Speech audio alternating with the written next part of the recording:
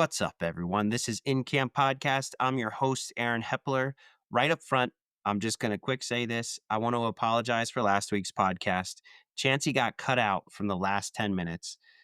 Really, we didn't talk about a whole lot of important stuff during the end, but there was a lot of acknowledgments for Chancey. So please check out Chancey's art. Check him out at Chancey Walters on Instagram. Check him out on Facebook. You're really going to learn a lot from this guy. So please do that for me. This week, though, on the show, we have a crowd pleasing favorite. You all have heard him before, Mr. Rich Yoder, my buddy. So this week, we're really talking about shooting sports, making the shot count, guns, archery, all the above. And the reason we're talking about this is Rich is somebody that is very, very qualified to talk about this. He is a pistol shooting instructor. He's shot 3 gun in the past. I mean, this guy was putting down 10,000 rounds a year through a gun and shooting at a very competitive level. Rich was a little cautious to want to come on this podcast because he didn't want to sound conceited and that he knew everything. So I want to tell you that I gave him free reign to talk how he wanted in this. And if you're thinking that, take it out of your head because you're going to learn something from this guy. And I hope that you do. So enjoy this show. It was a really good one. I learned a lot. I've learned so much from Rich as far as shooting goes. So I think you will too. Enjoy. This is In Camp Podcast. I've been shooting long range again, trying to get the new Coyote gun set up. Shot it a bit in the spring and it shot okay. It wasn't quite where I wanted it. My speeds were good. Then I went to my buddies last week and we shot it to like 560 and it was okay. I had two different groupings. What happens? A little bit of information. That's what we're going to be talking about in this episode. But Yeah. let's just say I load ammo and I go shoot it at 100 and the thing's an absolute tack driver at 100. Yeah. It could be a tack driver at 100. It could be phenomenal at 200. But because of just the way that rifle bullets travel, any bullet travels, but rifle bullets travel and the harmonics of a barrel, when a bullet is actually leaving the barrel, the way the harmonics work, you have what's called speed nodes. If a bullet is in one node, which could be a specific feet per second at a specific distance versus a second node, you can literally have a gun that'll shoot dimes at 100, but it'll shoot 8 inches apart on 2 sets of groups at 550. You got to tinker with it. When you get a group that shoots dimes at 100, then you're going to push it to distance and you're going to see what it does at distance. And then you're actually going to go reverse. If you shoot it and you have 2 different groupings, which I did, then I either need to go higher in powder charge or lower in powder charge. And then we start the process again. And this is where all your reloading fancy comes in. Yes. It's not like, I like this bullet. I want to shoot it at, 2,800 feet per second. Look in the book. Bam, there it is. No. Yeah. That's not even close to what it is in reality. I'm excited to have you on and talk about this because this is something you and I always kind of talk about. We haven't ever really dove in on depth on it, but I think it's something cool that people could really learn from. Oh, yeah, absolutely. And we're just going to go ahead and say, like, outside of, archery gurus, those guys will really get into like the shooting and the Zen part of it and all that kinds of stuff. Yeah. Or making the shot, but like just in general as a whole, going from discipline to discipline, it doesn't get talked about. I mean, even when you just think about Pennsylvania deer hunters, like, the traditional go sight your gun and you got 2 on a paper plate at 75, like you're good to go. Yeah. So that's what it was when I was a kid. I picked you to talk about this topic because I think out of all my friends, you're definitely the most qualified. I mean, you're a competition shooter, or you have been in the past, and you've instructed a lot, right? Yeah. So I always shot my whole life, loved it when I was a kid. I mean, it was nothing when I was in my teens to get a brick of 22s on a Friday night, and I would shoot a brick of 22s till Sunday afternoon and be wanting to do it again till next weekend. I love those 500 bricks. Yeah, they were great. $9.99 for a brick of 500 Thunderbolts back. Not anymore. Not anymore. And then maybe every now and again they would splurge, and I would get 522s, and I would get I think it was $12 for the 100 round pack of 12 gauge birdshot. Yeah. And then that was a weekend for me. My parents would just like let me roam on the farm that we didn't even own it. We literally rented a house on the farm. The owner, who was a realtor, I'm pretty sure he was like, I'm either going to let this kid run around and shoot everything on this farm, or he might get into serious trouble. Yeah. So Yeah. I ran into him like 2 years ago. And at one point, he did come to us. I had a best friend at the time that only lived maybe a quarter mile away, which for me wasn't by road. It was through cornfield. Right. His grandfather had a 1 acre pond that we fished all the time. Yeah. And that's where I would go spend my summers. At one point, the realtor came, or our landlord came to, and knocked on the door, and he just says, he's like, Richard. I said, his name was Richard as well. I said, yes, sir, Rich. And he says, I'm going to need you to cut out the shooting. You guys are shooting a lot. I mean, this is like, he let this go for a couple of years. And I understand. I ran into him a couple of years ago at the supply house, and he walked in, and I said, and he's up there in age now. I mean, I was a kid, and I'm 38 now. I said, do you remember who I am? And he says, yep. He says, you lived in the farmhouse. I said, yep. I said, I'm really sorry for making a ruckus all those years with shooting. And he said, you know what? He said, it's okay. He said, you boys really didn't get into actual trouble. He said, it was just loud. He said, no worries here. I thought for sure growing up, he was like, man, them kids that cause all that damn ruckus back there. But apparently he thought differently of it than I did. But anyway, I grew up shooting. When I got into my like early to mid 20s, I was probably 23, 24, the first time I ever got to see um, a 3 gun match. Like I'd always, watch competition shooting on TV, Shooting USA, all that stuff on all the outdoor channels, but I never got to see anything in person. Yeah. And I ran into a guy at a local shop who ran some of these matches, and he was like, hey, come up to Topton, come check out a match. And at the time, I want to say the next match was that weekend on a Saturday or Sunday. I went up and literally just watched for a couple hours, and I was like, man, I want to do this. It wasn't that year that I was able to get into it, but the next year I started, and it just snowballed within a year or two. Actually within a year, but the second year I really started gaining traction. I took some lessons from some very qualified individuals, and then within a couple of years I was shooting very well, placing very well. um, I think within 3 or 4 years I started picking up sponsors, and then by year 4 or 5 I was fully sponsored. And we would travel around, shoot up and down the East Coast, and we shot, I mean, at that time when I was really shooting a lot, we were shooting 8 to 10,000 rounds a year for practice. Um, I'd shoot 2 to 3 matches a month, and it was a lot of fun. I ran 2 practices a week. We'd shoot on Wednesday night and Thursday night at 2 different clubs. Um, a lot of people came through. We got to help out a lot of people with Yeah. you're seeing getting into the sport with that as well. When I was probably 32 or 33. I think I was 33, and my business was just really, really busy. And the sport, the 3 gun in general, but the sport kind of took a little bit of a turn. They started shooting what they just called multi-gun matches, which was more so 2 gun, where it would be like a pistol rifle or, a pistol shotgun match. And it just wasn't really my cup of tea. Not that it bothered me at all, but the fun and almost the like pride in shooting 3 gun was that it was um,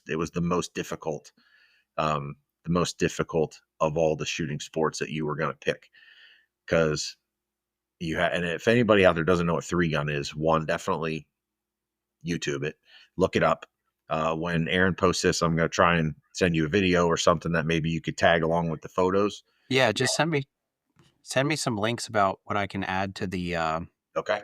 stuff that I can add to the show notes. Yep. Um, but to give it a brief overview, so it is pistol, rifle, shotgun, and the rifle is going to be an AR-15 or a sporting style rifle. The shotgun is going to be a semi-automatic or a pump at high capacity. Most of the time, it's going to be a semi-automatic. And then the pistol is going to be a higher capacity pistol.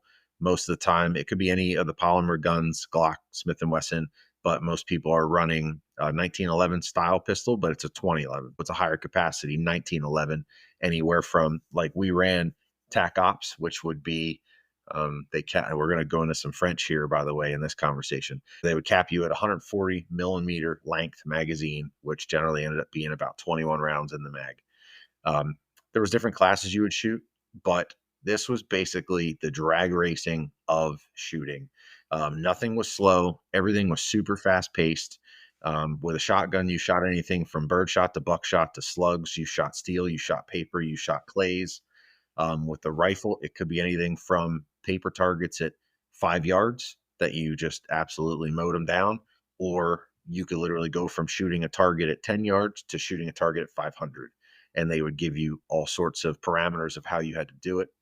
Um, Pistol was probably the hardest of it all for most people.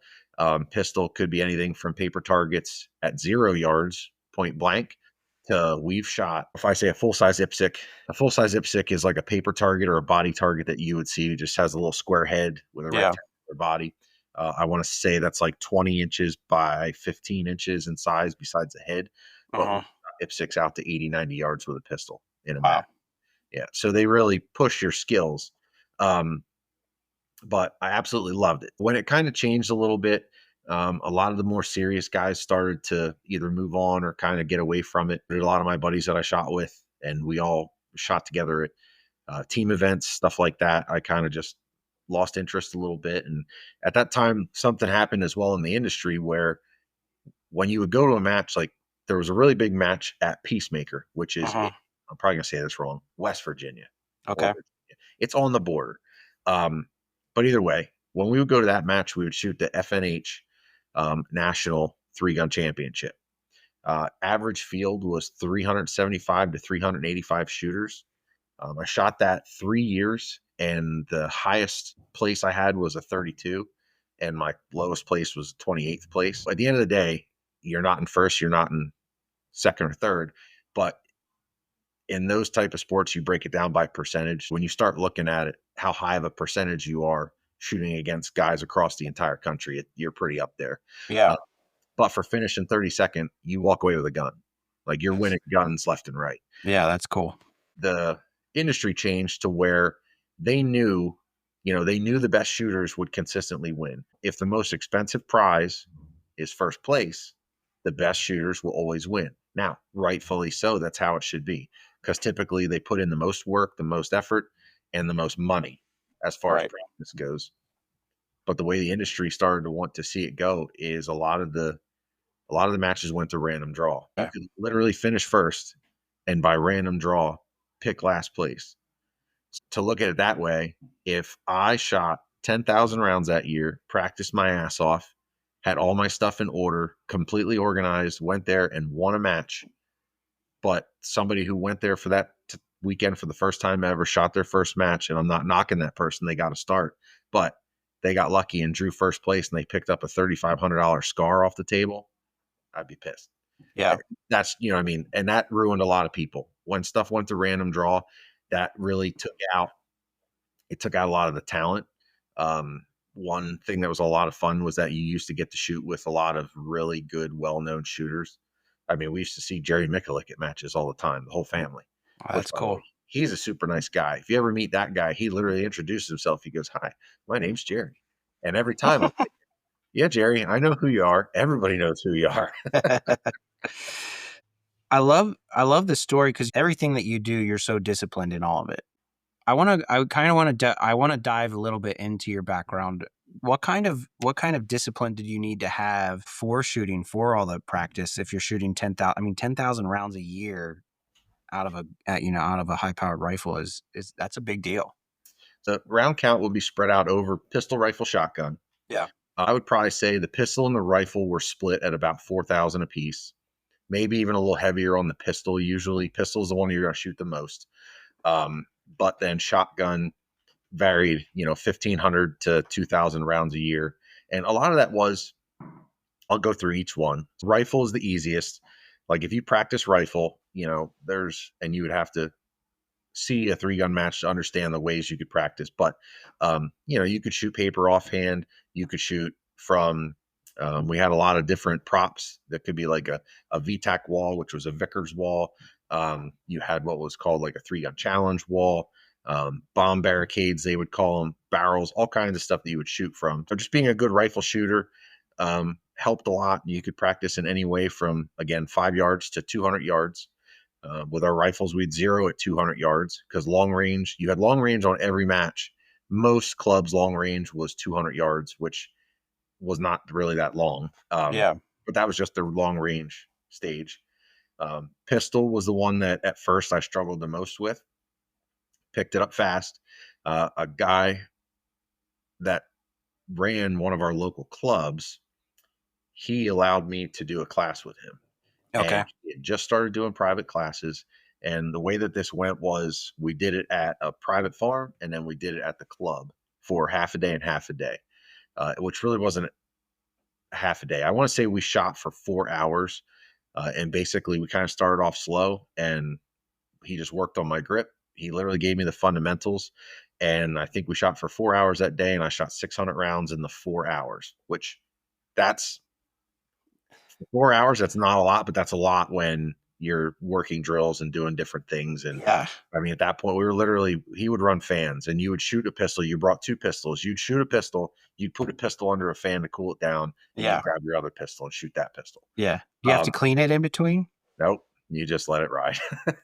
No, we were not good at cleaning our guns at all. Most people weren't. But I would say that the pistol was the biggest learning curve that helped me in shooting anything across the board.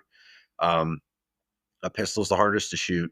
Most people would agree that that's their, if you give them, I mean, almost any sportsman, if you say, I'm going to give you a shotgun rifle or a bow or a pistol, which is your least? And the pistol is almost always the one where people are like, that I'll take a bow to shoot something at 50 yards over a pistol. Yeah, I'm a horrible shot with a handgun. Yeah. And don't get me wrong, most people are, just by either, no experience or might not have been taught the correct way and um, or had a great mentor to teach them. But one of the biggest things that was stressed the most from Howard was that he would basically say, like, shooting has rules.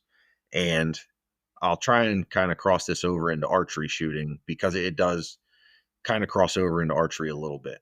But basically, if you had your set of rules or your checklist that had to be checked before you could pull the trigger, Mhm. every time you would be consistent. And that's the toughest part going from like a pistol to a rifle is that you have a long aiming point, even if it's open sights. The longer the aiming points, the more accurate you could be with more error. With a pistol, you have such a short sight picture that you cannot have any error.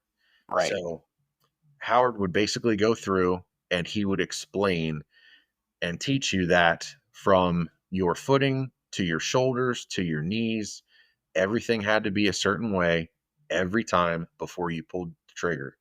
Hand grip, your eyesight, the way you looked at the sight.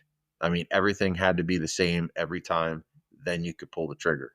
And what he would basically beat into your head every time was that if this checklist was not checked, you could not pull the trigger. And when I teach classes every winter, I teach a pistol class. It's an advanced accuracy pistol class. Every winter, we do it for 5 weeks at a local shop. Mhm. And that's one thing that I stress is that if you don't have your checklist checked, in theory, yes, you can, but you can't pull the trigger. And I feel like pistol shooting crosses over into archery shooting because archery is very much the same. You're going to have your feet the same way. You're going to draw your bow the same way. You're going to get your, anchor point. You're going to level your bubble. You're going to, like for me, when I draw a bow with one eye closed. I get my anchor point. I level my bubble and I open my second eye. I always shoot with two eyes open, but I always level with one eye closed. And then for me, then I can start the squeeze process and pull the trigger. The pistol, it's very much the same. I probably won't run through the whole step process, but you have a checklist. If Mhm. you meet all those checks, then you squeeze the trigger. You should be extremely accurate every single time you pull the trigger. But if you miss any one thing on that checklist, you're not going to hit what you're aiming at. Yeah. And with our classes, we run into a lot of this, and I'm not picking on people in general, but the toughest thing with shooting is that, and the hardest thing, and we'll relate this to some hunting stories here in a minute or two, but the hardest thing to relate shooting to with either people target shooting or sportsmen or anybody in general is that if you missed, it's essentially your fault. You did not follow through or do something correct. If you're shooting a bow and you have an animal in front of you at a reasonable distance that you're not pushing it, if it's in your wheelhouse and you miss, you just didn't do something correct. Your checklist wasn't checked. You didn't anchor correctly. You didn't level correctly. Your feet aren't right. You drew your bow not at a 90-degree angle to your body. Whatever Yeah. you did wrong, you did it. It wasn't something that just kind of happened. You know what I mean? And trying to get people to understand that when you create a failure in shooting, it is you, and the only thing you have to overcome that is to know what you did wrong. And Yeah. that's where people struggle when you Well, and say, that's right. And that's why we're doing this podcast, because yes, we want to talk about how you can relate these, like, well, and it doesn't even have to be high intensity, because not everybody is going to be a competition shooter or have the absolutely. opportunity to whatever it is, but being able to maybe create a high stress environment for yourself. But I do want to kind of go back before we move forward, because you're talking about something that everybody's talking about lately. So everybody's talking about like the Joel Turner process, like walking through the house with archery shooting, Yeah, you know, and he has the same thing that you're talking about. If you don't hit all your checks, you're not gonna you're not going to produce the same shot that you would have wanted, yeah, because everybody's there. Everybody wants to talk about target panic yep, and all this kind of stuff. But what I'm finding is I do need a checklist for myself, but I have reverted back to what has worked for me in the past and building my own. And that being said, I've shot. I've never really done competition with guns or gotten. I shoot clays every now and then or something like that. But with my bow, my dad taught me to shoot a certain way. When I try to use somebody else's checklist to shoot my bow, I am terrible. yep. I'm all over the place. And when I go back to what I learned from when I was a kid, that simple whatever it was ingrained in me, remembering how I hold the bow, remembering how I'm breathing when I take a shot, because he'd always tell me to let half a breath out and then squeeze the shot off. And I remember doing that and it worked, and do you think that's important to remember some things about either when you were shooting really, really well, trying to remember back to that time, or when is it time that you need to move forward and say, hey, I need to change my process? So this is a pretty good topic to jump onto. The first thing that I would say is that from being able to meet as many competitive shooters as I have, there are several types of shooters in general, right? Mm. And I'll talk about the first one. You've got somebody who is naturally talented and can basically pick anything up and hit something with it. I'm sure we all know an old guy that can shoot any pheasant out of the sky with a rusty old double barrel, and you're literally like, how in the world does this work? But he just can do it. You have the naturally talented shooters, then you have people who are okay shooters, but work at it and they become good by following a very strict shooting regimen. Or you have people who they're not as much one with the shooting world. And they also are not the greatest at picking up on a regiment. Like my experience in the indoor when we're doing pistol classes, usually within the first, usually within the first night, even before we pull the trigger, if people can tell me their profession and I can talk to them for just a little bit, I can tell you if they will be a good shooter or not. Right. And it's usually not who you would think it would be. If you give me an IT guy who writes code for a living and he's very analytical and Uh-huh. he can load his firearm and hold it correctly, he'll shoot bullseyes all night long. Because Okay. when I say you're going to run this checklist and you're not going to pull the trigger until the checklist is done, his brain works analytically. He does exactly that, and he doesn't pull the trigger until the checklist is done. He shoots very well.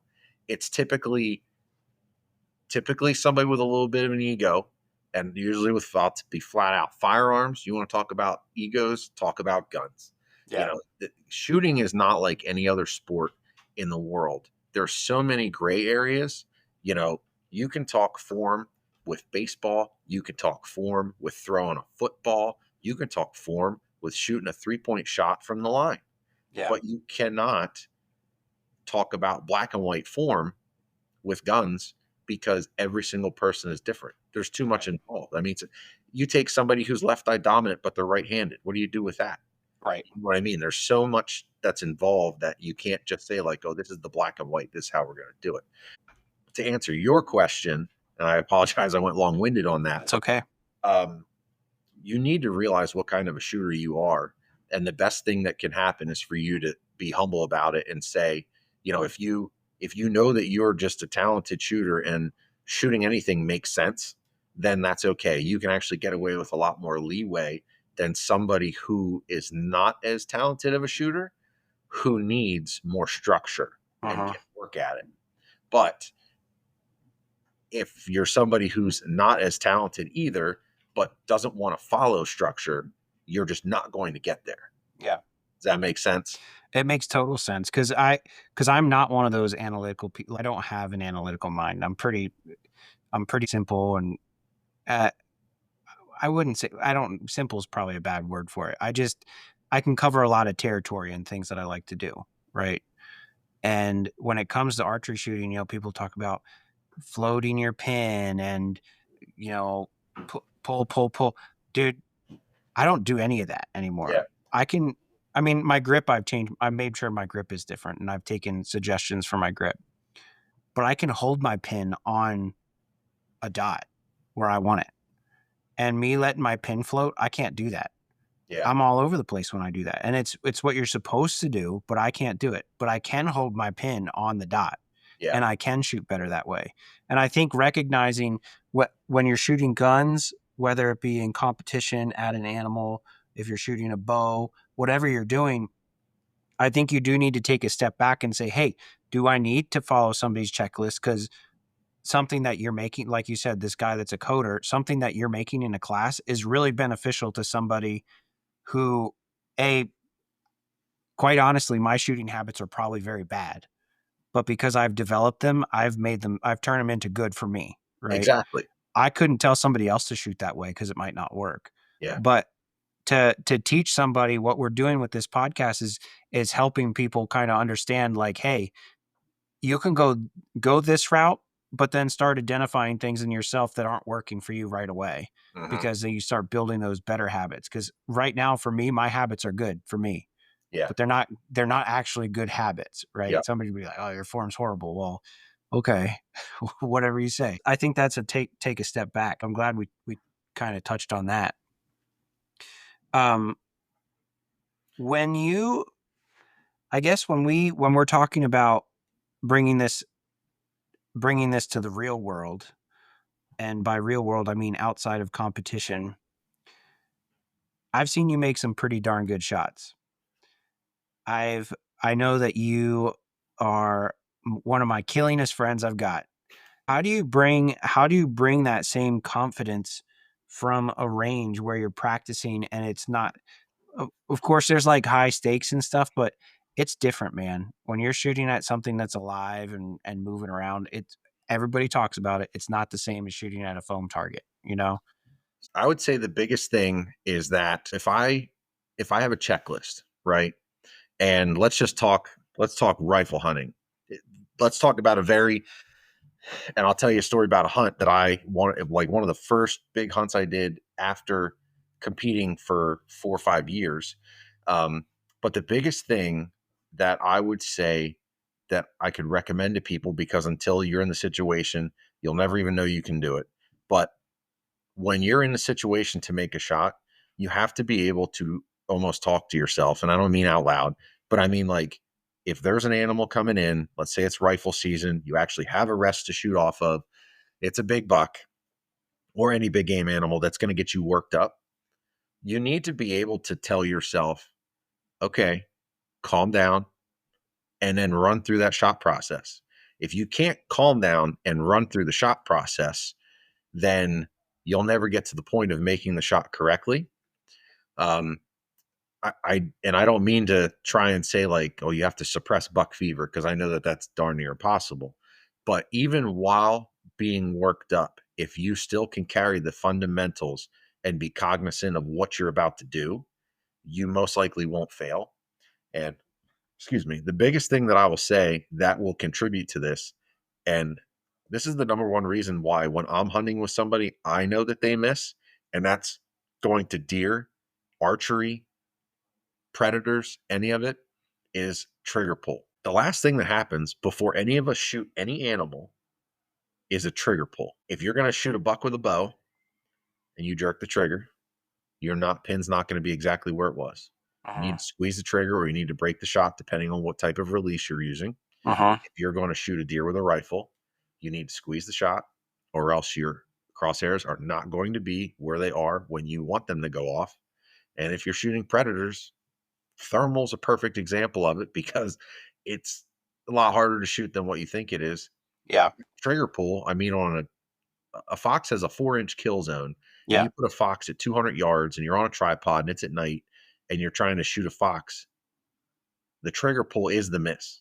I mean, that's the miss period, the end. So, Yeah. the trigger pull, the squeeze, and then the follow through is like that's the crest of everything happening. That's what you need to get to calmly. And then if you can break that, you'll connect. I mean, 99% of the time, you'll connect if you make that trigger pull happen properly. Yeah, and speaking of that, like, I want to paint the picture of that because I've been predator hunting with you now a couple of times, and you you hit it on the head, man. The key thing that people need to know about this is you're using like top of the line tripods where this gun is locked in solid. You would think there's no mistake. You once you get on that thing you would think there's no chance you're going to pull that trigger and it's going to mess something up. Yeah. Like, we're not talking you're talking the small margins because, like you said, if you're a lot of times we're getting fox to like 200, 250, something like that in the middle of the night on a thermal. You don't have a lot of margin to move that gun at all, Yeah. and that finger is really making the difference. We're talking about something that is rock solid, and now we're gonna talk about if a deer is at 100 yards and you're offhand, or like you said, you have a rest. But we also need to talk about quick shots because I saw you pull up on a doe at 50 yards this year, and there was no time to make a decision. But you've made that gun a second nature and have learned how to pull a trigger, right? Yeah. It's really important to spend time doing that. Absolutely. And I would say one of the funny things that my buddy Kevin Downing, quick little side note here. I used to shoot with two other guys when we would shoot team events. Yeah. Usually it was 3-man events. And mind you, my name is Rich Yoder. I sound as Amish as they come. My one shooting buddy's name was Kevin Downing.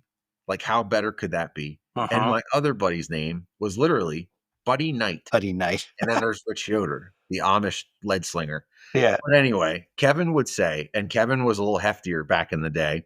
Now he's into CrossFit, lost a bunch of weight and everything. And Kevin would literally say, he's like, because he used to play right out of high school, he played softball on some very serious teams back in, I think it was softball. Kevin, if you're listening, I'm sorry if it was baseball. It was baseball. Let's go with baseball. But anyway, Slow pitch. It was slow pitch. We're gonna go I with felt slow. like he did it out of high school, but now I'm thinking about it. It probably was in high school and it was baseball. Anyway, his coach used to tell him all of the things that you need to be good at or that you should be good at, everybody else is good at. You need to be good and fast at the things that nobody thinks about. And that was the same with competition shooting. And that also refers back to just being a rifleman in general. Most people and most hunters, when they get a gun, what time do they spend with it mostly? It's either going to be maybe they set it up with an optic if they do that themselves. Maybe they show their buddies a couple times. Maybe they dry fire it. Let's squash this one right now, too, by the way. Unless it's a rimfire rifle or pistol, you can dry fire any single center fire rifle or pistol as much as you want. You're not going to damage anything. Okay. Or they go to the range, they handle it out of the case and then on the bench. What happens is most guys do not practice or get that chance to truly like handle and manipulate a rifle. So, mind you, because of what we did in 3-gun, one of the biggest things that would get you ahead was firearm manipulation. I mean, it was nothing in almost every single stage to have to, what you did, you picked up a gun.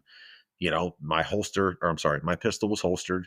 If I had to pick up a rifle, it might have been laying flat on a table, it might have been in a barrel. I would literally run to a rifle, pick it up, and when it came up, it was shouldered and ready to shoot. Mhm. I might have had a little bit of advantage that day when we were out there with that shot, but at the same time, you're still going to go through the same motions to make those shots count.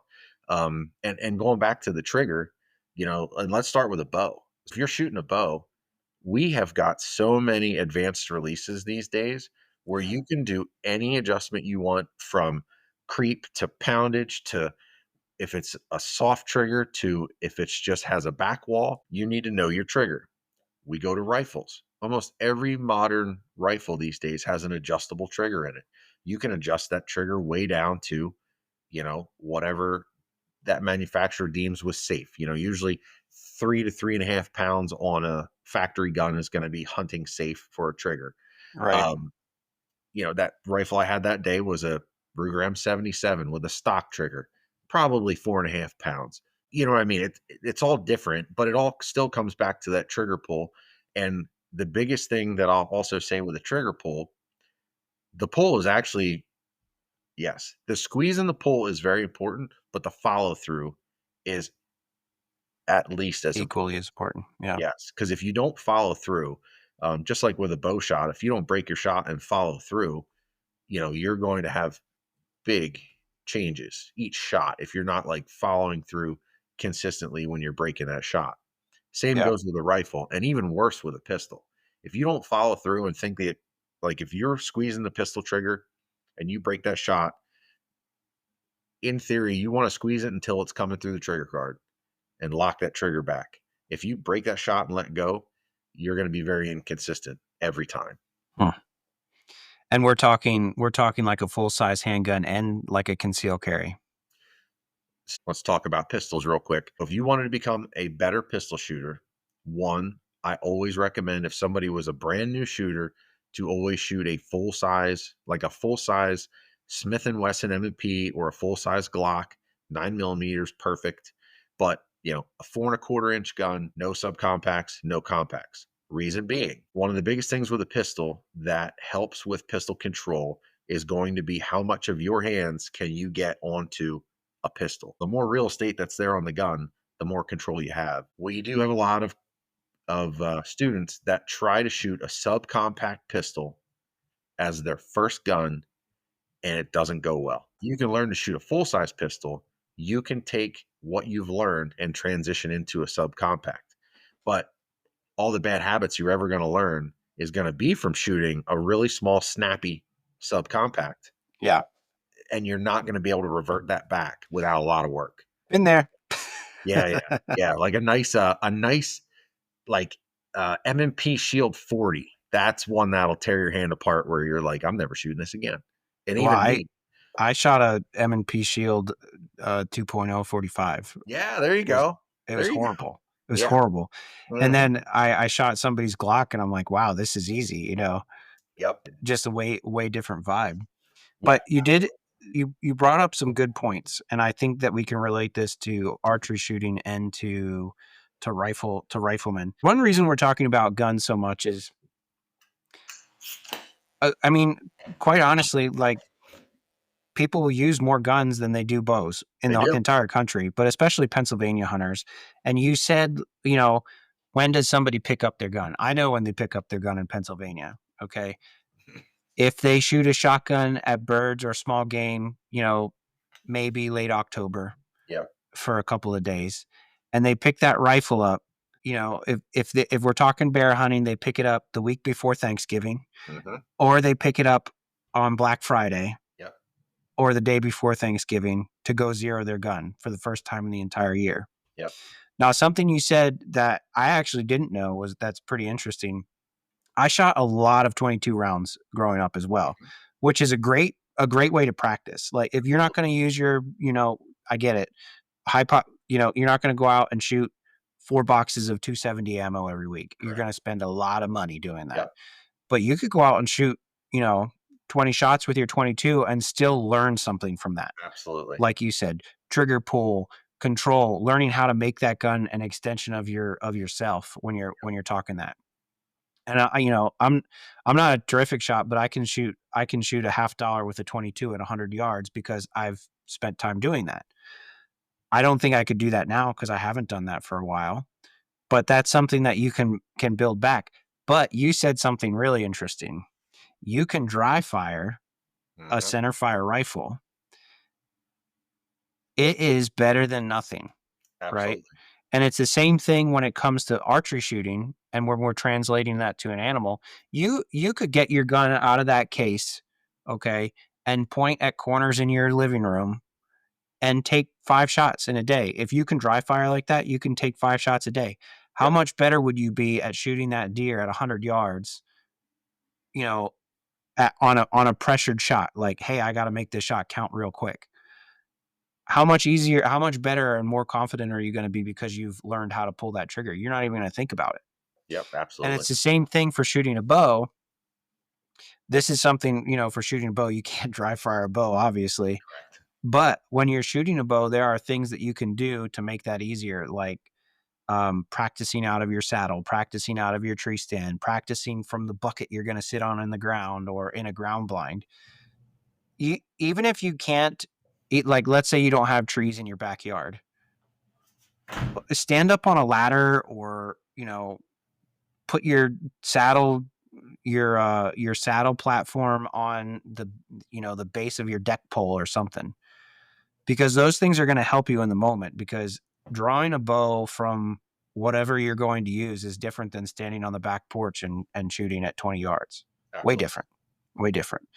Absolutely. And those small little things that you can do are going to help make the difference, I think, when it comes to shooting something. But obviously, you know, you've taken so much time to make these things second nature. Like watching you shoot uh carp was literally like watching you shoot fish in a barrel, because you've made that second nature, and that's essentially, it's instinct shooting almost. Yeah. But you've made that part of your routine, is to do these different things. What's something that you would suggest as far as like in the lines of these kind of tips, like dry firing your bow, shooting those kinds of things? Dry firing is really good. I prefer live fire, but I have access to ranges. I can have a pretty open schedule to shoot a gun once a week. Yeah, no doubt about it. Live fire is Fire, definitely the way to go. yeah. If you're going to dry fire, honestly, disclaimer: always make sure the gun is unloaded. Check it with a pinky finger. No ammo near the gun. No magazine near the gun. All right. Make sure your guns are unloaded before dry firing. But with that being said, this is going to sound so quirky. If you want to be a better pistol shooter with dry fire, put a Western on and shoot the bad guys. Okay. Valid. Right. If you want to shoot rifle better, and mind you, this becomes more difficult because an optic has a magnification. So when you're in the living room, 15 feet from the TV, 3x power, it might be a little difficult, but just pick something. And what I find is shooting something that's a little more fun will at least keep you entertained. Another Bro, thing along with the I used to shoot with my 30-30. Yep. Okay. I used to, my dad thinks it's a bad idea to dry fire a gun. So I did it when he wasn't home. Yep. But I would put monster bucks on Yeah. and shoot the deer in monster bucks with my 30-30.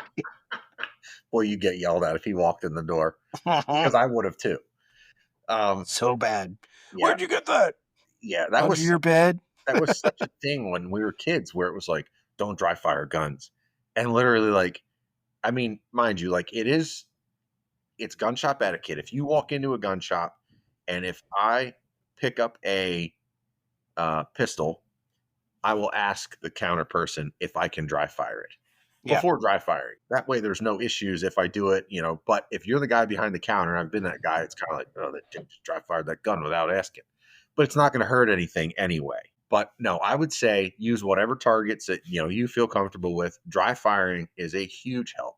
That and literally like picking up your gun, shouldering it, dry firing it. One thing that we all forget about is that fun little thing that is a recoil pad. You know, you're inside, you're in your gun room, wherever you might be. You pick up your deer rifle, you shoulder it with a t-shirt on, That's great. Put a puffy jacket on and then shoulder it again. Yeah. It's way different at that Yeah. point. Yeah. But no, I think, and kind of to revert back to just kind of revert all the way back to the start of, the trigger pull, the follow through, and all that. That honestly is so important on any of it, and it's really just almost having that vision to. So okay, so prime example, when we were shooting stingrays, the reason, other than yes, some of them were snapshot, but like when we would run down a ray, and if you guys shot one, great, but like when I'm up to shoot, if I'm shooting back up and we run one down, I want him to be at a specific spot, and I basically, it's just you're prepping the shot. If we're going to run one down, the bow's drawn, my fingers are getting ready to release, and when that ray hits a certain distance from the front of the boat, I already know he's in the wheelhouse and he's dead. I let the arrow go, and there's not a whole lot of missing. But you have to try and duplicate that scenario as much as you can, which again, as you can see with a bow fishing bow, it truly does take a whole lot of, it takes a lot, lots of shooting to get, you Yeah. know, to get very proficient with that setup. Yeah. Well, I think it's when it comes to bow fishing, it's a lot of different elements. I remember the first time I was driving the boat and you shot one, I was able to run that first one down. But moving on, I didn't quite chase him down the way I wanted to. And I remember you did. You were like, I want that stingray right here. Like Yeah. this is where I need that Yeah. stingray. I want it right in And front. and then, kind of working through my mind, like, well, we can shoot it over there. Like I was taking 20-yard shots, stingrays, Yeah. understanding that you were rarely missing a stingray. The other three of us were, I mean, I think we all did well. Like, Yeah. we put a lot of rays in the boat, but there was a certain element, like you said, that you need that stingray right there to be able to consistently put them in the boat. Yeah. And it's funny. Like when you get a group of guys together that like everybody's getting that pieces of the puzzle. Years ago, we used to do a guys trip, and I was with Judd and Talon and the other guys. And like that first year we went, I'm trying to think how many there was. The first year we went, it was Judd, Talon, our buddy TJ, and myself, and we shot 40 rays in a day. And I mean, like you were working. I Yeah. mean, everybody could shoot, everybody could drive the boat. We were, I mean, at that point, we were probably in our late 20s, slightly more athletic than right now, but like you were running. I mean, Yeah. at one point we were shooting three at a time, Yeah. so it was like every man for themselves. Right. Because as you know, it's not like you shoot it and it rolls over and you just flop it in the boat. Like the thing's trying to hurt you. You can stop. Everybody can stop worrying about where the boat's going. And you can't Yeah, do it. exactly. Exactly. When you get a good crew of guys together, it flows, and you really, really start hammering them. I Which think we need to make that trip, by the way. I we want to I certainly want to do can. that. Absolutely. Yeah, got it. Yeah. But like let's go to shooting deer with a bow. Um, I feel, and just from being able to hunt with some people and seeing people shoot deer with a bow, and I'm not, again, I never am picking on anybody. I try to see the best scenario or how to improve or what could have been done different or anything like that. But you know, we get a really different view of things when people watch hunting shows on TV. Uh-huh. Most of the places that these people are hunting, if you're watching mainstream TV, most of the places that they're hunting are going to be, you know, odds towards the hunter. It's going to be a Midwest hunt or maybe a Texas hunt or something to where you're going to be able to put yourself in a better position, a handicapped position to make the shot count. And I'm not saying Midwest deer are easy by any means, but I will tell you that in the Midwest, you know, not everybody is there trying to shoot every single deer that walks by. You come to Pennsylvania in September and October in my county, Uh-huh. every single deer is fair game. Yep. If it just knocked the spots off that morning, somebody's going to shoot it. Like Yeah. somebody is going to shoot it. They get highly educated real fast. I feel like being very aware of when you want to make the shot, how you want to make the shot, and getting yourself in the position to make the shot is extremely important with archery equipment. I'm going to throw this out there. I am talking about compound or longbow or recurve. I'm not talking about crossbows. That's a little bit different. Okay, there's so many people that shoot crossbows that have never shot a bow. Yep, I'm glad you're out hunting with me, man. Shoot your freaking bow before it's time for before it's go time. that's right. I Yep. I don't care if you use a crossbow, it's legal. Use Yeah. it. You Yep. know, I won't use a crossbow. Maybe I will when I'm old one day. I don't know. But I don't that's not my personal preference, but it is my preference no matter what you're shooting with. I want you to be proficient with it no matter how you're using it. Yeah. Because if you're out with a gun, you're aiming to kill an animal. Yep. So you need to do everything you can to make sure that you're going to make the best possible shot you can on that animal. But Mhm. there's other parts to it too. I want to make sure I'm a best shot because I don't want to hurt one of my friends. Yep. I need to know what I'm doing safety wise. Am I making a good decision about where I'm shooting? Whatever it is, you need to practice with it, right? I mean, you could wrap your finger around a crossbow and take your thumb off Oh if you yeah. weren't thinking, right? We've seen that. So practice with it. Yeah. It doesn't matter what you're using, practice with it. Back in the day, when I worked for Plano Synergy, when I was with Zinc Avian X, Yeah. Plano Synergy bought us, so they owned a lot of stuff. Almost any weekend, I could basically like work Barnett days. I would go to the archery pro shop and I would assemble crossbows, help people with anything in the shop I could help with. But we would basically help people with Barnett to promote that, and they would pay you for that day. We used to call them triangles of death. That's what a crossbow was to us because we were all vertical bow guys. But literally, we called them or triangles of death.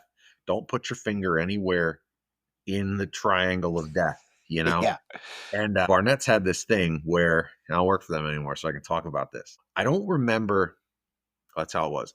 If you put the safety on some of the Barnett models and then cocked it, it would lock it up so you couldn't shoot it. Mhm. You'd have to have one person pull up on the string. You'd have to have another person reach in with a ballpoint pen and yeah, flip a lever and then trust that guy to let it down nice and easy. Oh, they sucked. Yeah, well, you know that ain't And I'm not happening. saying Barnett sucks, but I'm saying that sucked. Yeah, Like, I would hope they change that by yeah, now. that was every weekend that shit would happen. Um, but yeah, no, being proficient, back to the proficiency. But yes, knowing when you're gonna make that shot or where you want to make that shot. Yeah. The thing that I see happen a lot, and we'll go back to some archery fundamentals. When I draw my bow, so if I shoot indoor archery, I shoot a 60-pound bow at indoor, and then I shoot a 70, 74. Like my bows were, when you get a bow, it's new, the strings are tight. My newest prime was 74 on the scale. It's probably Uh-huh. down to 70 now that I've shot it in, Yeah. wherever it ends up being. But when I draw my bow when I shoot, I always draw my bow straight to my face. Mhm. In my mind, a bow draw straight to my face is the least amount of movement in a tree. Yep. And it also, I mean, at the end of the day, I get it. You do an overhand and drop your bow down. Yeah, there's some advantage there. But just like for me, just a straight bow draw, that's my strongest draw, Yep. especially in heavy clothes for me. I see a lot of people draw at an improper time Mhm. where I would rather draw knowing I may have to have a longer draw to get an easier shot than to draw with an animal within 12 yards of me. Yeah. And I mean, and again, where we live, try drawing on a mature doe with her when she's within 12 yards of you. It's, Yeah. not that easy, and to also touch on that, I'm a very firm believer within reason of all game. I believe at the first moment that you can take an animal um, ethically is the time to take the animal. I see, and I used to see this in waterfowl hunting. When we would goose hunt, this would happen all the time. We'd hunt with different guys, and when you hunt with different groups, you allow, if you're hunting with a group that has that field, typically the person that has the field, they're going to call the shot that day. Yeah. Greed would wreck more hunts than anything. If you've got geese with their feet down at 30 yards, shoot them. They Yeah. don't need to be at 20. They don't need to be at 15. They sure as hell don't need to be at 10. Yeah. If they're in the range with their feet down, kill them. And what would happen is guys would get greedy, or a couple birds would land, and they would think they're all going to land. And the next thing you know, something happens, and then they all take off, and then you Yep. lost them all. And then nobody got a bird. Yeah. Right. Nobody got a shot. I feel like it is the same way with whitetails. I mean, I hear a lot of stories. People are like, "Oh, he was coming right in, and I drew my bow, and he just picked me out and looked up at me." Different things like that happen where it's like realizing what the animal is going to do is a big part of that, but almost like foreseeing where the shot needs to be, prepping yourself for that, and then getting that trigger pulled is the whole process. Yeah, and one thing that you said key too was first ethical shot, right? Correct. Yeah. I Y mean, we don't need Hail Marys, but yeah, the first ethical shot, if you, and some of this does come down to that I'm not worried about somebody making a poorer shot when the animal gets closer. yeah. But, when you're deer hunting, if it's a PA opener and you see a buck that you want to shoot and he is at 100 ish, I'll give you ish, 25 over, 25 under, 100 ish yards, and you're on your backpack with your We're rifle, talking with a rifle now, with a just rifle. FYI. Yep. And he's working his way towards you. Why wouldn't you kill him at 100 when he's standing there versus waiting till he hits 50? Because you don't know what's going to happen. Exactly. If he's Somebody else standing, could shoot at him, yeah, somebody some spook yeah, anything can happen. yeah, Just kill him. I did want to tell you this story. The first time I went to Maryland, I shot my slug gun, and I had a huge education on slug guns and muzzleloaders that year.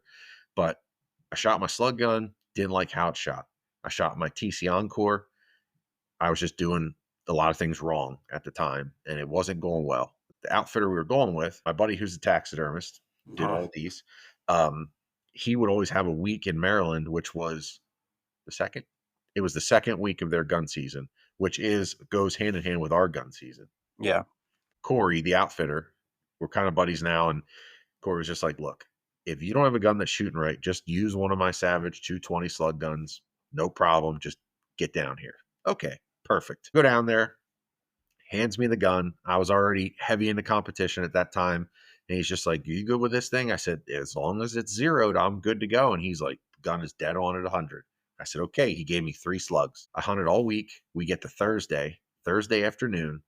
I'm in a ladder stand, and I've been watching the same swamp edge. This is on the eastern shore of Maryland. I'm watching a swamp edge for days, and just I'm seeing lots of deer, plenty of bucks, but nothing's even breaking 110. If it was wide, it was spindly. If it had long tines, it was real narrow, and it just not within the criteria of what he wanted to see shot. I'm sitting there, and the ladder stand I was in was a Riverside two-man stand. If you've ever seen one of them, they're like big, comfy couches. I mean, yeah, they have a footrest that kicks out. It has a backrest, a butt cushion. yeah, Huge. I literally have the gun on the rest, wedged into the seat. All I have to do is go right here and grab the gun and then do whatever I have to do with the gun. I look to the right, which is open woods. I look to the right and I'm looking out there, and I look back to the left, and there's this buck and a doe standing right in the edge. They were not there 5 seconds earlier, yeah, right in the edge of this swamp. And it's like 80 some yards probably. And I mean, it is a good buck. So I'm looking, and I mean, this damn thing is like one of them ghost deer. He's looking out into the open. He knows he's not coming out there. She's not, she was the biggest doe I saw all week. She's not coming out there. And they took like a couple steps together. And at one point, she had her head down, and he literally turned to scratch his back. I literally just took my hand, pulled the gun up, and I just got my head on the gun. And now he's in stuff. I can't shoot him. I have my head on the gun. Going back to our like very early on in this podcast, us talking about like buck fever and yeah, controlling it and getting to the shot.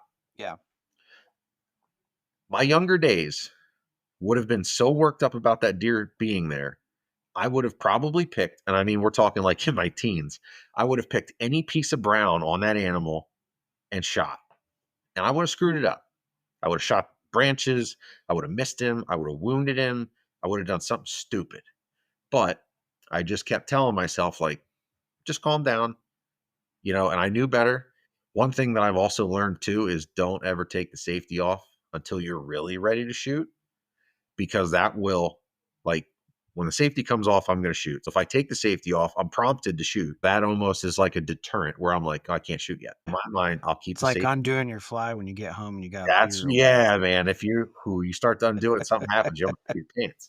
Exactly. That buck, happened to take like 2 steps forward, and there was 2 like 4 to 5 inch trees. They're not really saplings, but they kind of grew up in a little bit of a Y. He took a couple steps forward, and I could see right where the Y was. I could see the rear V of his shoulder, and right behind the shoulder was between the V of these trees. Mind you, I said to Corey, "Is this gun on?" And he's like, "Yep." I literally had my head down. I just have one front rest, guns in my shoulder, and I literally just put it where it needed to be, and I squeezed the trigger till the gun went off. Gun goes off, and like the gun jumps, and I had both eyes open still, and literally that deer stood straight up on his front legs and just took off into the swamp. And I was like, "Oh, he's freaking dead." The outfitter comes out, and again, I know the guy pretty darn well, so they always have the most outfitters have the rules like stay in the tree until we Yeah. come get you. So Yeah. I texted him. I said, "Hey, just shot one." I said, "I'll meet you where you pick me up." He's like, "Okay, no problem." I just like got down real slow, snuck out of the woods, went out to him, and he's like, "Is he dead?" I'm like, "I'm pretty positive he's dead right in there." I said, "But he mule kicked, shot looked good, like everything looked good. He should be dead right there." And he's like, "All right." So he drives the truck in the field.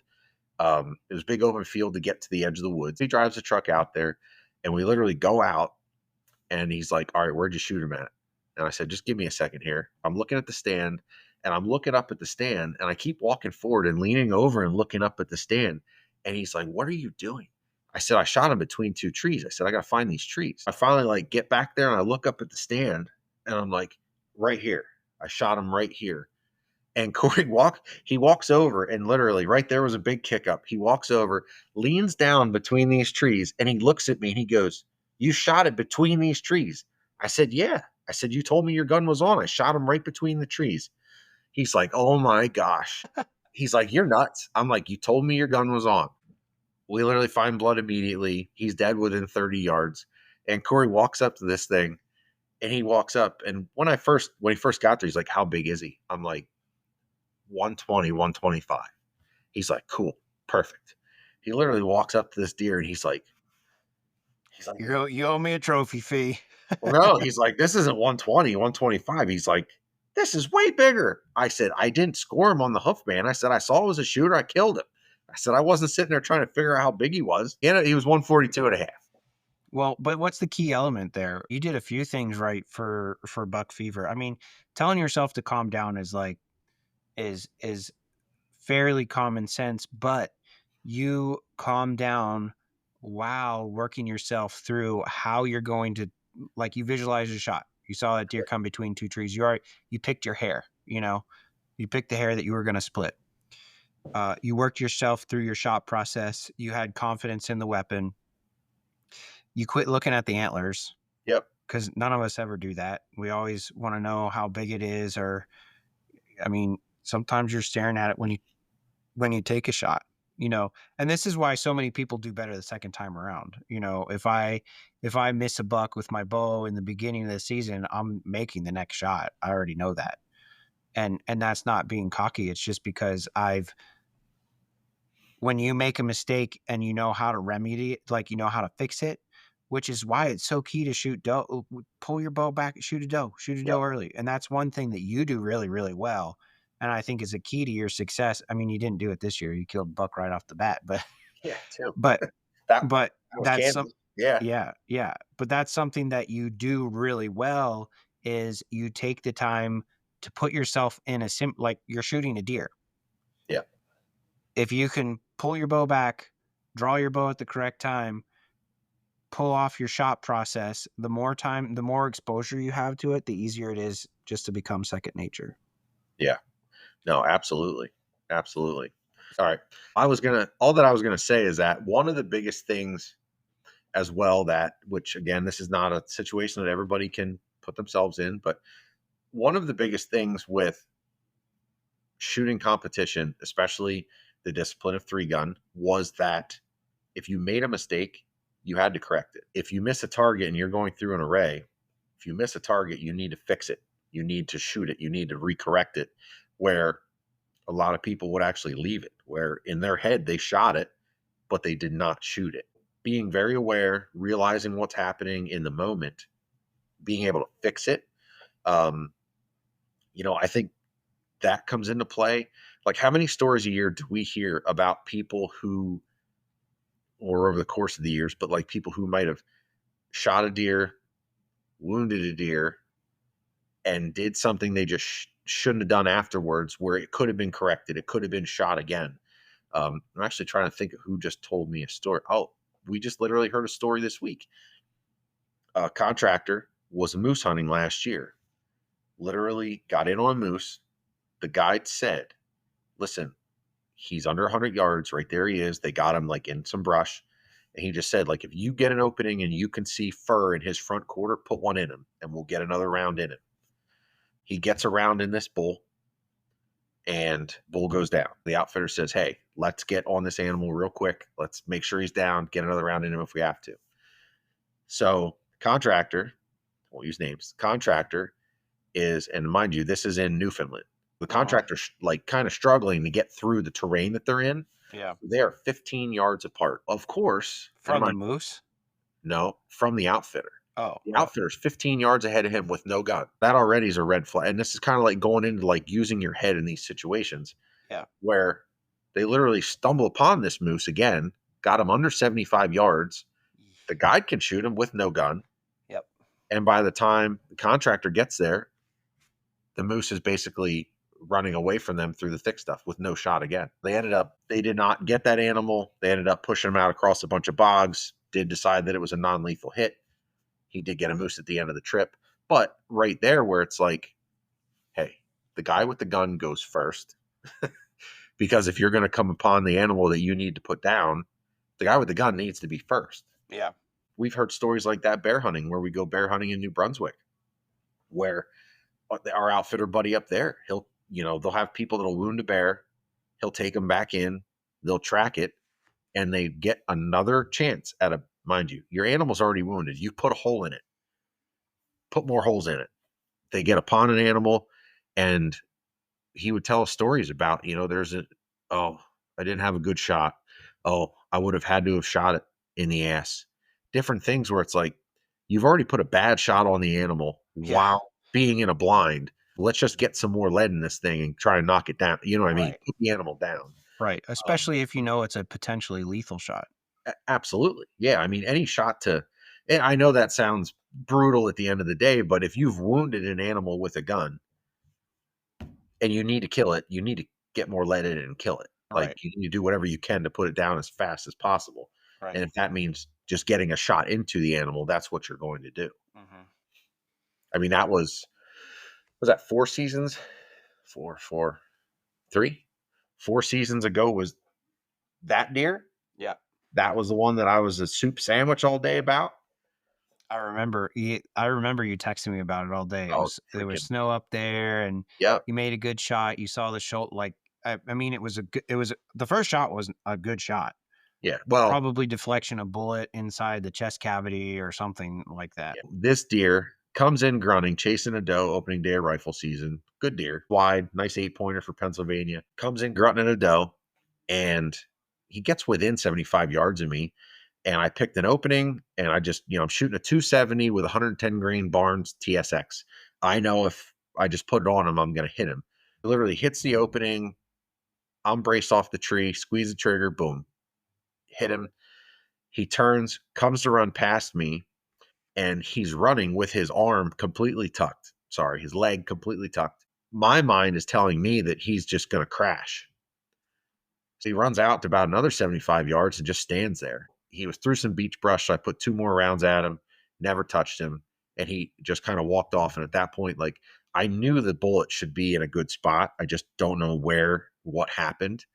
Well, here, long story short, I got him, of course, about 4 hours later.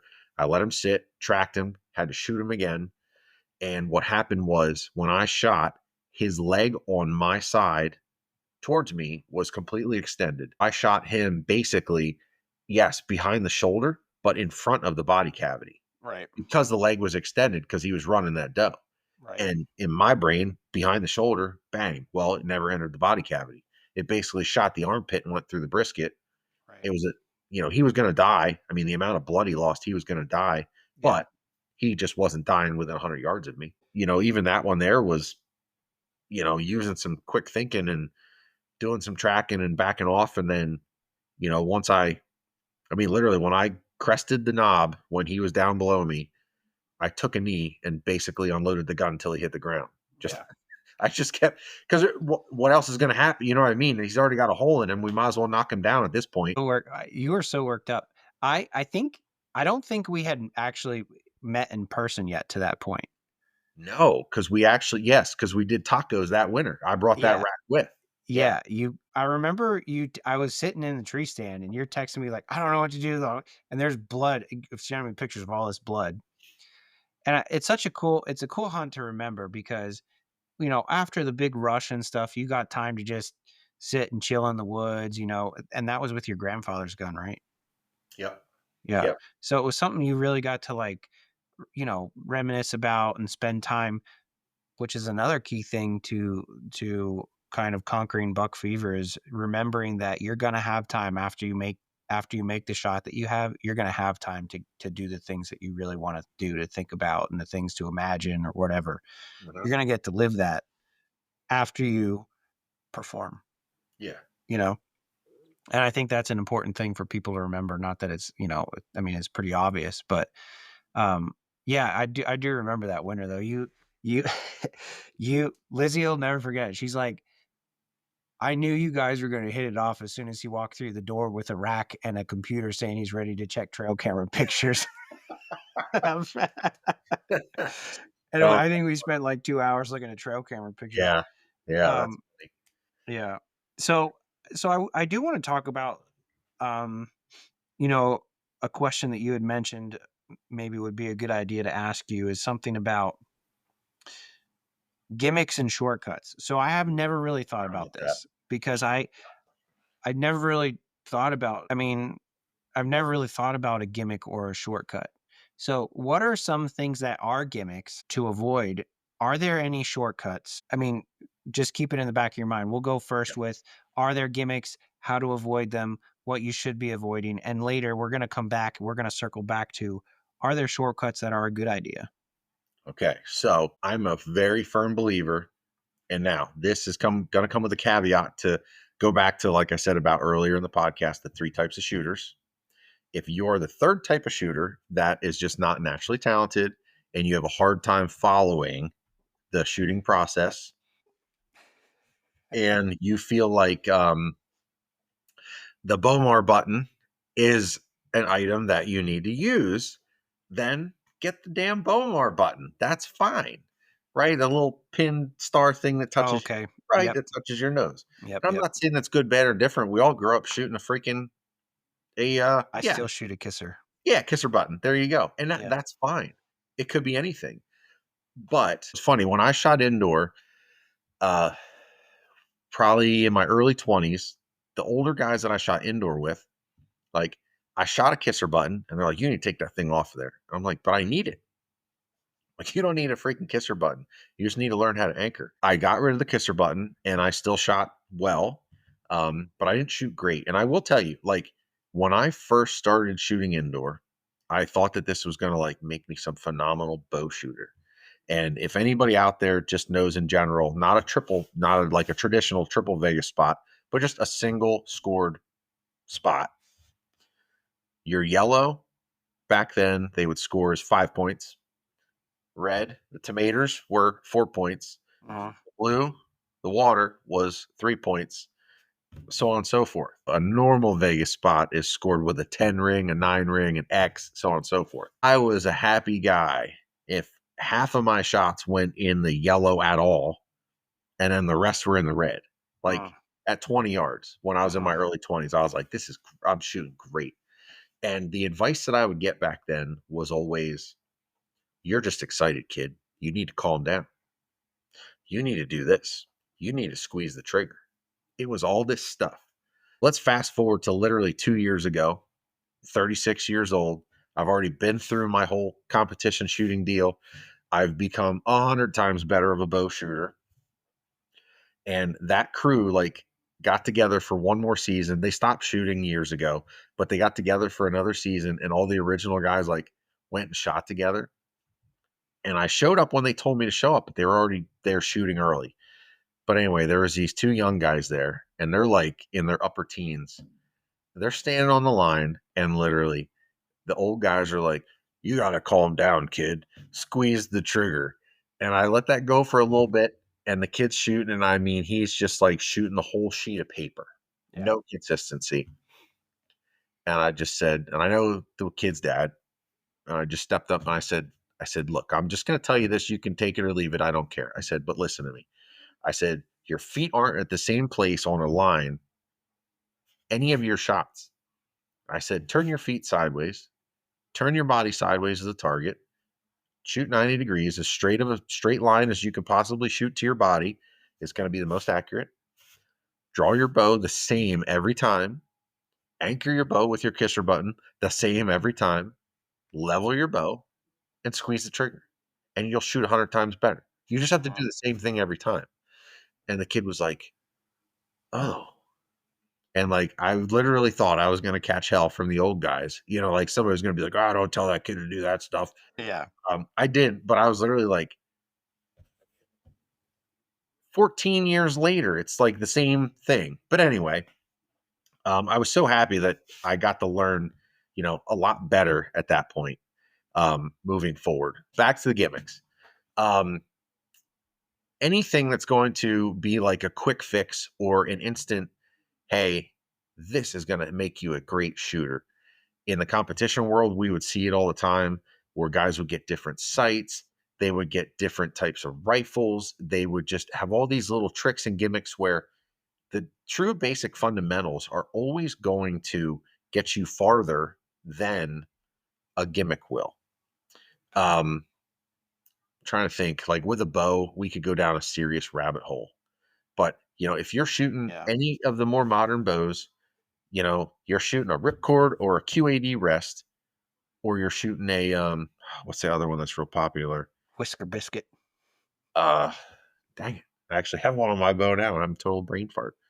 Um Anyway, if you're shooting one of the modern drop away rests, whisker biscuits are fine. They did great for how long? You know what I Yeah. mean? Um, with a traditional sight in front of you and a peep with the peep properly sized to your sight aperture, there's not a lot that can go wrong. Mhm. But, I see guys start going down the rabbit holes of extending their sights out, if they're going to get magnifiers, clarifiers, and I know that's not necessarily hunting application, but in our area, you would not believe the stuff that guys strap onto their bows, all the different types of releases, everything like that. And if you truly just look at some of the best shooters ever, okay, let's take this one for prime example. Timmy Wells. Mhm. I think he's still shooting for Matthews. He's literally got knocks and arrest, no sight, and he shoots stuff at greater distance than anybody typically would with sights. Yeah. Just, you know what I mean, naturally shoot. He's got it figured out. Whatever he's doing correctly, he has figured out. When things like that can be done, or you just even look at a traditional bow and then you look at a compound bow and try and figure out all the gimmicks, a lot of times there's just too much there to overcome to actually get you to make the shot correctly. Um, Well, and we're talking about this from a whitetail hunter's perspective in Pennsylvania, right? Uh, Correct. I mean, because Pennsylvania, well, anybody both across the country. I shouldn't even say Pennsylvania. yep, Nobody is Tim Wells or Levi Morgan or John Dudley. Okay, you're not shooting like they're shooting. They're correct. at a whole nother level.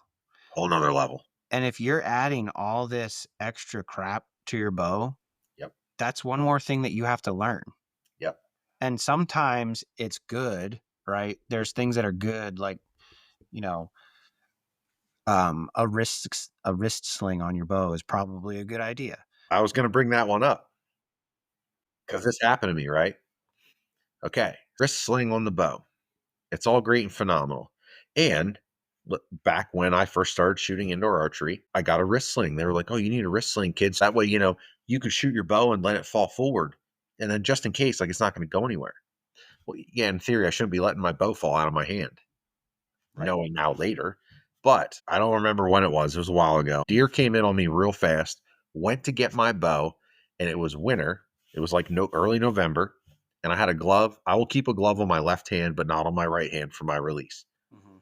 Guess what? I couldn't get through the damn sling, Mhm. a glove, and Yep. I got held up on that.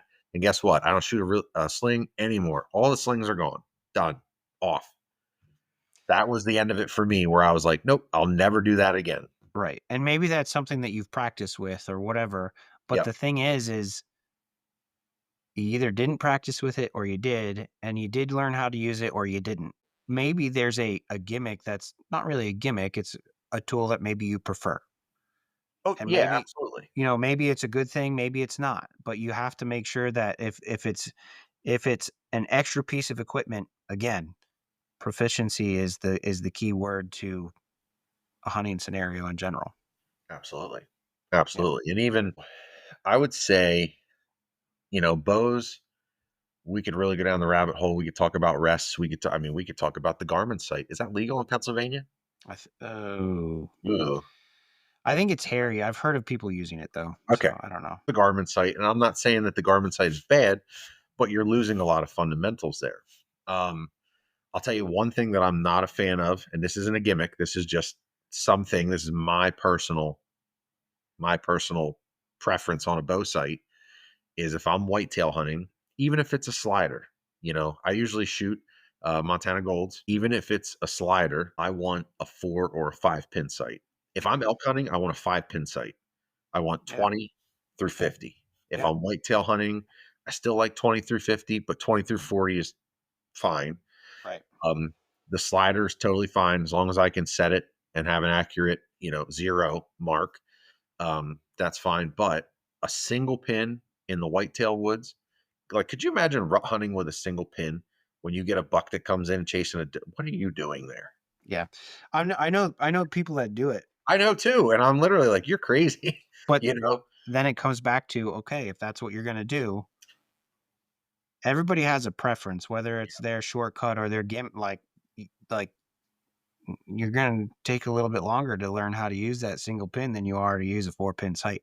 Yep. And to me, I've always used one, so it's not a cluttered sight picture to me. Yeah. You kind of see through it, you know what I mean? Yeah. But it's one of those things where, you know, I think there's shortcuts. So there's a shortcut. Like I didn't ever used to use a rangefinder because I knew what 20 and 25 and 30 yards was. Hmm. And I mean, you can still do that. I can still say that's about 30 yards or Yeah. that's 40 yards. And usually I'm within a step or two, but sometimes that step or two matters. With a gun, it's probably not going to matter Yeah. depending Well, on if you're distance shooting or whatever. yeah. But with a bow, it's going to matter. Yeah.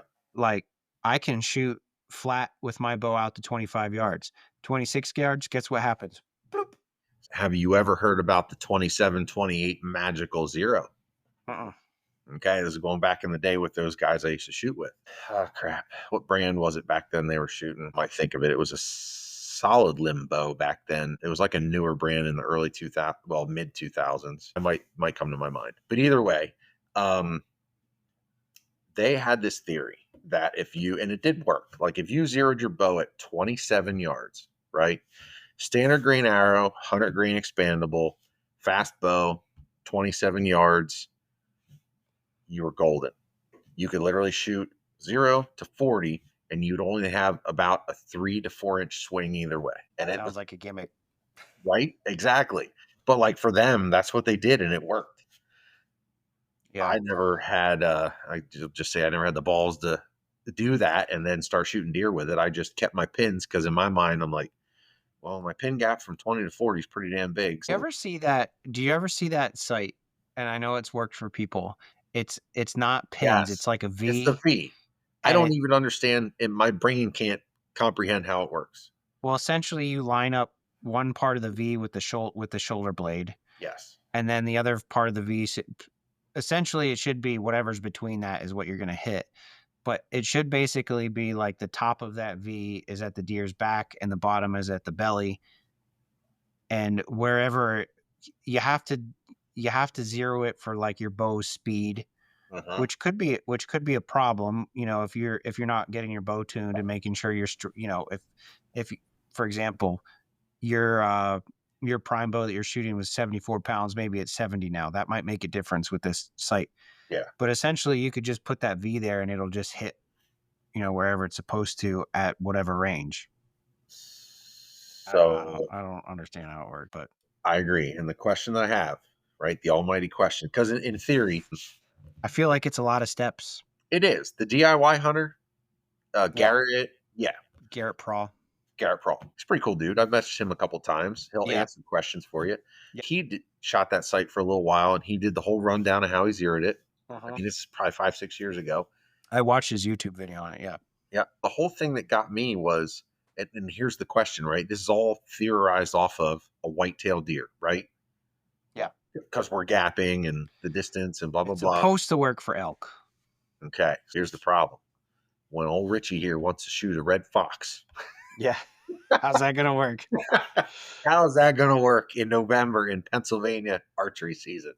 Well, and I feel like you probably have to tailor those things to different things because an elk's vitals don't lay the same way. Oh no, Their bone structure doesn't lay the same way as a whitetail. Like their that's right. shoulder goes No, way further front, so you can shoot an elk absolutely, way forward.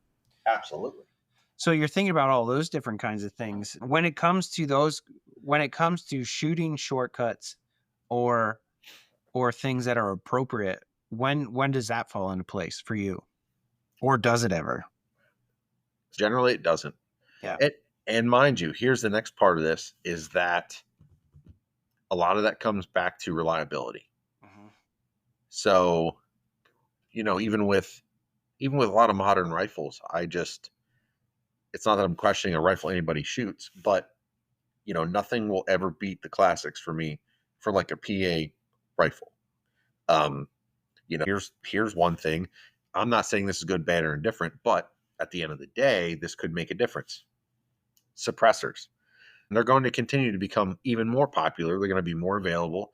Hopefully, the big great bill squash that, and we won't need tax stamps anymore. All that fun stuff Yep. in 26. If you were a person, and this is going back to the take in your rifle out right before season. Okay, let's just say you've got a 30-06.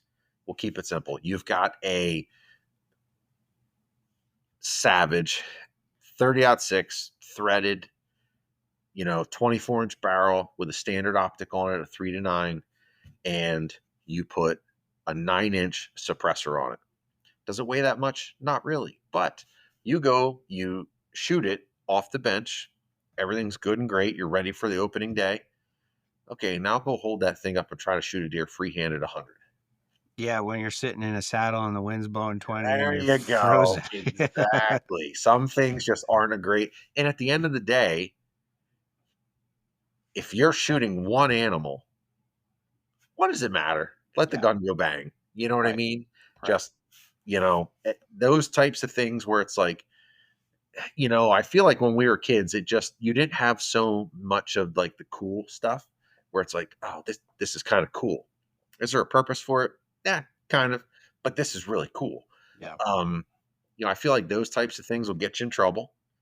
And I feel like shooting with a suppressor is one of those. Now, Mhm. um, if you were somebody who had managed property that, you managed well, you had food plots, and you either wanted to shoot several does or you just wanted to keep the ruckus down, Mhm. 100% shoot a suppressor. Yeah, When we shoot does at our shop, we shoot suppressed. I won't let anybody shoot there without a suppressor yeah, because it's respectful to our neighbors. And I will blatantly say, when you shoot deer with a suppressor, the other deer around truly, they 99% of the time they look around like what just happened, yeah, which is super nice. But just the general mountain rifle doesn't need a can on it. I still yeah. foresee a reason for that. Um, mostly with guns and optics, there's so many optics companies out there right now. Put good optics on rifles. If you're going to spend $500 on a rifle, spend $500 on a scope Mhm. because if you don't have good glass, your rifle doesn't mean anything anyway. Right. Um, Triggers, adjustable triggers are a huge thing anymore. Luckily, most rifles do come with them, which is big. It will help a lot of people. I'm not going to recommend that somebody go and set their trigger as low as possible without some serious practice Yeah. because you can get yourself into trouble. But if you feel comfortable with a lesser trigger pull and you can shoot well with it, then have at it. Yeah. Absolutely. Yeah. Love it. I love it, man. What else do you think we need to talk about for the ever ending question of making the shot count? Gear wise, do you want like theory on making the shot count or do you want gear? Why don't you go with theory? Theory. Yeah. Okay. One thing that I'll say that which I did want to mention this earlier. Target panic is always a really big conversation with archery shooters. You agree Uh-huh. with that? Yes. Okay. Especially lately. Super top Correct. popular topic. Yep. Let's add some gasoline to that fire. If you're an archery shooter and you have an issue with target panic, right? And for anybody who doesn't know what target panic is, which maybe everybody does, but if I were to describe target panic, because we've all had it, if I draw my bow, I anchor up, I go through my checklist, I literally can put the pin and I can float the pin below the bullseye. I can float it there all day long. My body can damn near physically not bring that pin into the bullseye to break the shot. Uh-huh.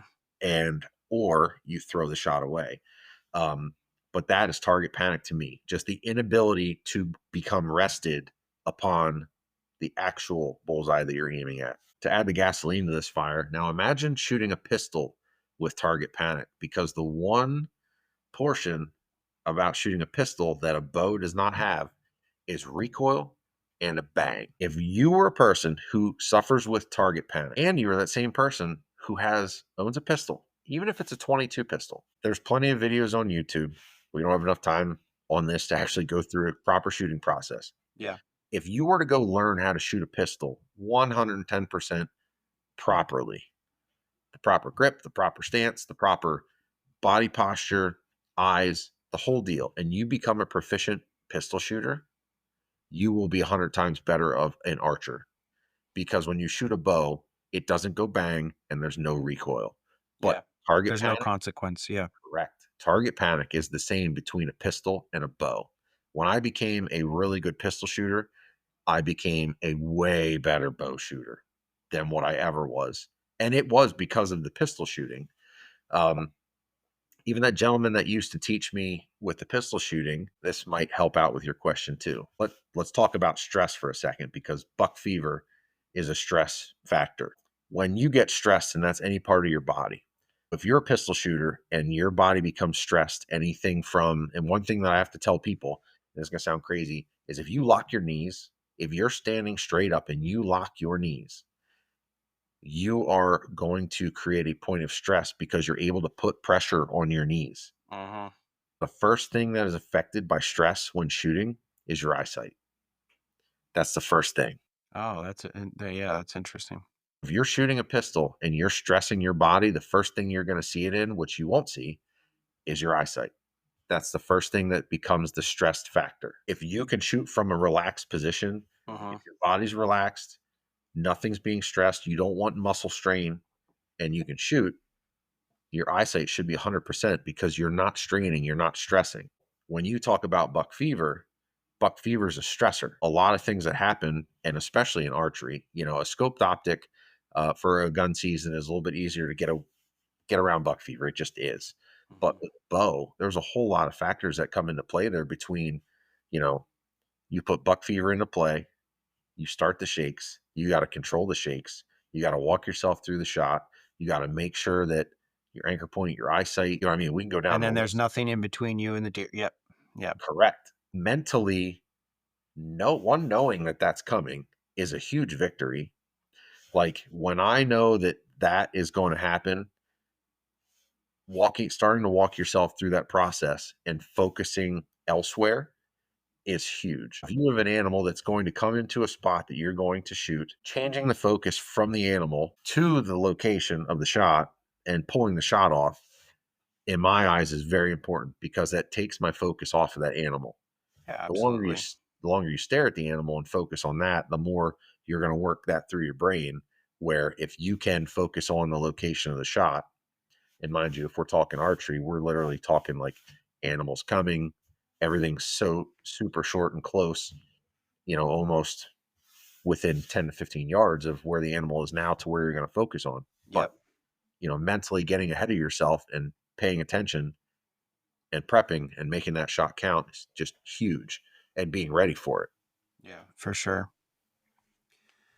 All right, your shooting expertise has been a welcome friend of mine since we've gotten to know each other, and I want to hear a story either from this fall or this spring or whenever you want to tell it from. I want to hear a high stakes predator shooting moment. Failed one or a good one? Whichever one you want to tell. And I'm going to preface this by saying Rich said before I started this podcast that he didn't want to sound conceited. I gave him permission to talk the way he wanted at any point in time. He's allowed to toot his own horn right now because I said it's just the way it is. He's a good shot. What are you going to do? This guy taught me a few things about how to shoot. And this is minor. Like, I mean, I think we spent 10 minutes going over your equipment when we went predator hunting for the first time together. My second fox I shot, it was like what? It was like 265 or something like that, Yeah. 285. Yep. That's a freaking far shot for somebody brand new to shooting fox, and I hit it right in the neck, dead center. Yeah. And Because so also to follow up with that, it was sitting on its ass yeah, facing us. It wasn't like you didn't accidentally hit it in the neck. We were right. trying to get you to That's where basically, I was aiming. yes, that's where you're in. Yeah. You are qualified to talk about this because you were able to teach somebody. I'm not brand new to shooting a gun. I was brand new to predator hunting and the equipment that we were using. You taught me how to do that on my second shot ever at a fox at 285, which is my furthest shot I've taken at an animal, period. You taught me how to do that real quick. Imagine what I could do if I practiced like that the way you taught me. So Absolutely. tell the story how you want to tell the story. It can be whatever you want. All right. It follows up almost with the story like you just said. Justin, who you've met, of course. We just got permission on this piece. It was late October this fall, and the homeowner literally said the night before the coyotes were howling. So we are excited to get there. We killed one coyote on the stand before. We had a botched countdown. I've done a 1, 2, bang countdown before, but Justin has not. I said, we're going to do a 1, 2 countdown. He said, okay. I said, 1, 2. And I was actually waiting for his shot report. He didn't shoot. Yeah, I think he was waiting for me to shoot. So then Yeah. I rushed my shot and I missed. But anyway, he shoots. We walk up to this is a prior farm. We walk up to this coyote, put the light on it, and there's a round right through its head. And I'm like, I look at him and I'm like, I know you weren't aiming for this thing's head. He just starts laughing at me. I'm like, you lucky SOB. We go to the next farm. Now, Judd's shooting night vision and I'm shooting thermal. Yeah. Get the call set up. Wind is good. Fire up the first howl. One coyote comes out in the field like 650, 700 yards from us in the middle of the field and is basically booger barking at us. It's just in the middle of the field, howling, barking, not happy that we're there. It thinks it's another coyote. It doesn't know that we're there. As soon as it howls, more coyotes howl up on the mountain. I turn on a fight and 4 coyotes come in. We're letting them come across this field. And we did not even think twice about who was on the upwind, downwind side in position for us. Irrelevant of the call. Coyotes come in, I range, I'm getting like 160 ish. I say to Judd, I'm like, hey, you ready? He's like, yep. I do a 1, 2, bang, except for this time I didn't wait. I just went 1, 2, boom. I shoot, connect with the first one, rack another round. One runs out behind it, turns, stops, boom, pop. And with the suppressor was shooting coyotes. Like you hear the impact. Boom, pop, get my next one to pop, rack another round in. And like when I'm in that zone, he could have shot 10 rounds. I would have never even told you he shot one. I don't know. Zone. Yes, I'm not paying attention to whatever in the world's going on there. There's one running up and away out of this field. So I just howl with my mouth and it stops. And it was like, I want to say it was 285. It stops, stutter steps, turns, looks back at us, poof, let that one go, pop. It goes, falls over, rack another round in, and I can't see the fourth coyote. I figure he shot it. I literally turned to Judd and I'm like, I think I just shot a no miss triple. And he goes, I think you did. Then I'm like, oh my gosh. I looked through my scanner quick to see if there's more coyotes. and there's no more coyotes. I said, "Did you get yours?" And he's like, "I didn't even shoot." And I'm like, "Well, what do you mean you didn't shoot?" And he goes, "As soon as you shot, now with an IR light, when you Yeah. get smoke, Right. even smokeless smoke, it just whites it out. As soon as I shot, it just cleared him right out that he couldn't see anything. I literally shot 3. He didn't even pull the trigger. We get that done. I roll to another call, and the coyote that was in the field when we first called is still in the field barking at us. I call a little bit more, it won't move. I just shot these 3. I said to Judd, like, with the night vision, I know he can't see this thing. Even if we get 400 yards, he can't see it. I said, "Hey, leave your gun. If we can get to 400 yards, you can kill this thing with my gun. I'm almost positive of it." He's like, "All right." We literally just walk and sneak right along the hedgerow. I just keep looking at it and ranging. My remote, I could still get to the call. I would just howl. He would bark at us. And the last range that I took was, I think, 423. And then we went maybe another 20 yards. Got Judd set up. And I howled again to get the coyote to sit up. He actually laid down for some reason. Like, I don't know why he would lay down, but he laid down. He sits up. He's barking at us. I'm watching with the scanner. Judd's on him with the gun. He's a lefty shooting my right-handed gun. And I just said to him, what we'll do for anybody listening, when I'm shooting a coyote in a field and I need to make a long shot or any shot, I'll attempt to do this. Our tripods have a ball head, which has a lock on it. And in theory, it's locked, but you could put a lot of weight on it and move it, but it takes a lot of weight. I will lock my crosshair under a target, and then I will apply head weight onto the butt of my gun to basically lean and bring the crosshairs up.